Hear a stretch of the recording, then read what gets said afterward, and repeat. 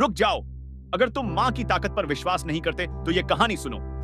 जब एक मां ने अपने मरते हुए बेटे के लिए महादेव को पुकारा तो जो हुआ वो इतना अविश्वसनीय था कि डॉक्टर्स भी हैरान रह गए।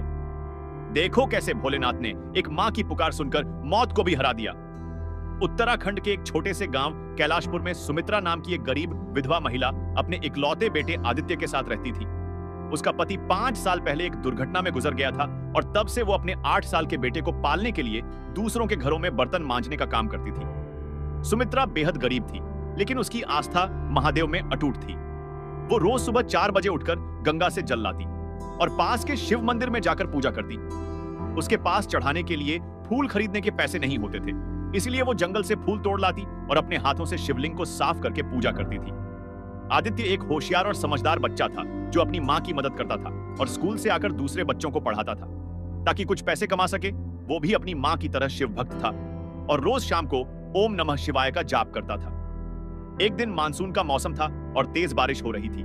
आदित्य स्कूल से घर लौट रहा था, तभी रास्ते में एक छोटा बच्चा तेज बहती नदी में गिर गया और डूबने लगा। आदित्य ने बिना अपनी जान की परवाह किए उस बच्चे को बचाने के लिए नदी में छलांग लगा दी। उसने उस बच्चे को तो बचा लिया, लेकिन खुद तेज धारा में बह गया और एक बड़ी चट्टान से टकरा गया। गांव वाले दौड़े और किसी तरह उसे बाहर निकाला, लेकिन उसका सिर बुरी तरह से घायल हो गया था और वो बेहोश पड़ा था।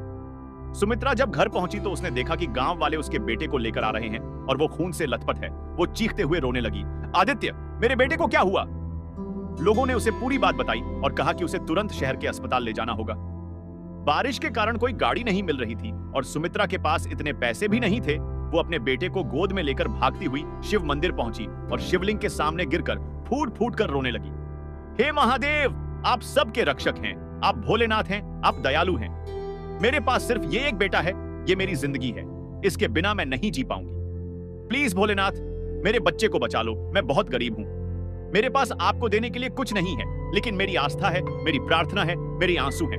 अगर आपको मेरी जान चाहिए तो ले लो, लेकिन मेरे बच्चे को बचा दो। उसके आंसू शिवलिंग पर गिर रहे थे और वो लगातार ओम नमः शिवाय का जाप कर रही थी। आदित्य की सांसें धीमी पड़ती जा रही थीं और उसकी नब्ज लगभग बंद हो चुकी थी। अचानक मंदिर में एक अजीब शांति छा गई। बाहर की तेज बारिश और आंधी रुक गई और मंदिर के दीपक अपने आप जलने लगे जो बुझ चुके थे। सुमित्रा ने आंखें खोली तो देखा कि शिवलिंग से एक दिव्य प्रकाश निकल रहा है जो पूरे मंदिर को रोशन कर रहा है।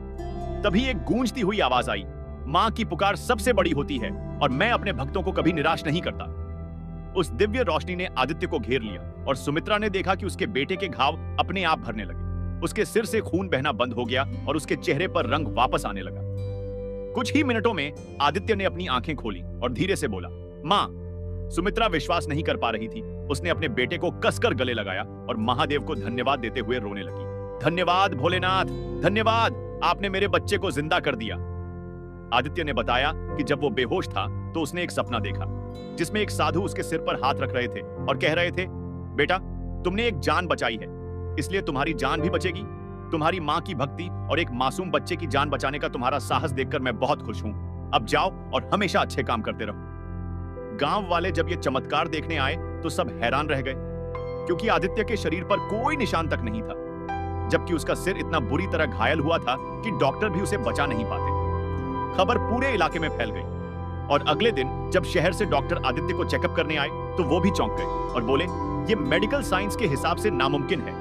इतनी गहरी चोट के बाद ये बच्चा कोमा में जाना चाहिए था या मर जाना चाहिए था, लेकिन ये तो बिल्कुल स्वस्थ है। ये किसी चमत्कार से कम नहीं।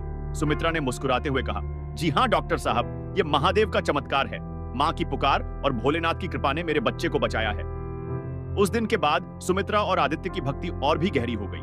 वो रोज मंदिर जाते और गरीब लोगों की मदद करते, क्योंकि उन्होंने जान लिया था कि भोलेनाथ उन लोगों के साथ हैं जो दूसरों की मदद करते हैं। आदित्य बड़ा होकर डॉक्टर बना और उसने अपने गांव में एक मुफ्त अस्पताल खोला जहां गरीब लोगों का इलाज किया जाता था। उसने अस्पताल का नाम महादेव सेवा सदन रखा और वहां एक शिवलिंग भी स्थापित किया। आज भी उस मंदिर में जाने वाले लोग सुमित्रा और आदित्य की कहानी सुनते हैं और समझते हैं कि मां की प्रार्थना में कितनी ताकत होती है और महादेव अपने सच्चे भक्तों को कभी निराश नहीं करते, चाहे कितनी भी बड़ी मुसीबत क्यों ना हो। जो बच्चा आदित्य ने बचाया था वो आज एक सफल इंजीनियर है और वो कहता है कि उस दिन सिर्फ आदित्य ने ही नहीं बल्कि खुद महादेव ने उसे बचाया था, क्योंकि आदित्य महादेव का ही रूप था जो दूसरों की मदद करने के लिए हमेशा तैयार रहता था। तो दोस्तों, ये थी एक मां की अटूट आस्था। और महादेव के अद्भुत चमत्कार की सच्ची कहानी। अगर आपको ये कहानी दिल को छू गई हो तो वीडियो को लाइक करें, चैनल को सब्सक्राइब करें और घंटी का बटन जरूर दबाएं ताकि महादेव की ऐसी और प्रेरणादायक कहानियां आप तक पहुंचती रहें। कमेंट में हर हर महादेव और जय भोलेनाथ लिखें। अपनी मां को गले लगाएं और उनका आशीर्वाद लें, क्योंकि मां और महादेव दोनों की कृपा से ही हमारी जिंदगी सफल होती है।